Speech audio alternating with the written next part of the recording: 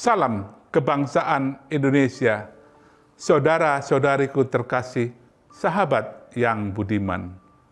Alkisah, ada 3 sahabat karib yang ingin merintis sebuah usaha bersama. Kebetulan sejak kecil mereka akrab bersahabat. Sebut saja si Amin, si Badu, dan si Cecep. Amin kebetulan berpengalaman dalam bidang pemasaran, sementara Badu ahli keuangan, dan Cecep terbiasa mengurusi hal-hal kekaryawanan, hal-hal umum. Maka ketiganya bisa melengkapi satu sama lain. Mereka sepakat untuk memulai usaha di bidang distribusi perdagangan. Setelah melakukan rapat, merancang beberapa hal, mulailah mereka merekrut karyawan untuk membantunya, terutama di bidang pemasaran. Akhirnya mereka mendapatkan 2 orang karyawan, karyawan pertama dan karyawan kedua. Selang beberapa waktu dilakukanlah evaluasi.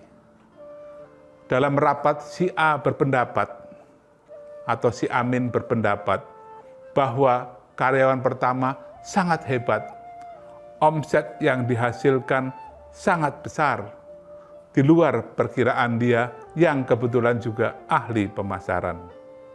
Tapi kemudian si Badu atau si B menukas bahwa meskipun karyawan pertama ahli memasarkan barang, tapi sikapnya kurang jujur.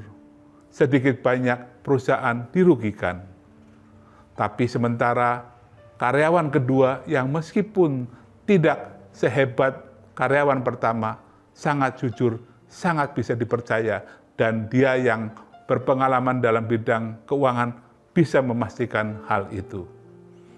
Mendengar diskusi atau perdebatan kedua sahabatnya, si Cecep kemudian menukas. Apa yang dikatakan Amin benar adanya. Perusahaan butuh orang yang pandai menjual.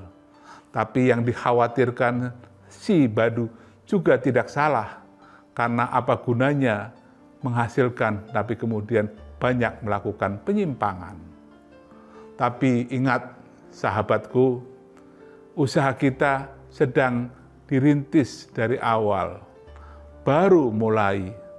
Tentu bukan saja membutuhkan kejujuran, tapi juga membutuhkan penjualan. Kejujuran tanpa penjualan lama-lama akan mati. Meskipun saya tahu juga penjualan tanpa kejujuran, penghasilan diimbangi dengan kecurangan juga bisa berbahaya. Namun alangkah baiknya kita padukan keduanya. Kita sementara pertahankan keduanya.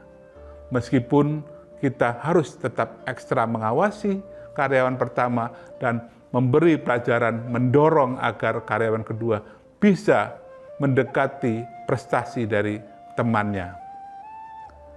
Nah, sambil menunggu, kita siapkan berbagai sistem dan berbagai alat agar yang curang bisa diawasi, sementara yang kurang mampu bisa didorong kemampuannya.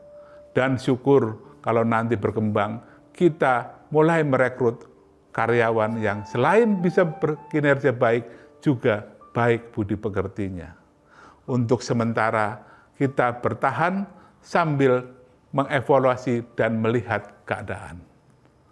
Akhirnya, si Amin dan si Badu setuju, meskipun masing-masing tentu masih penasaran.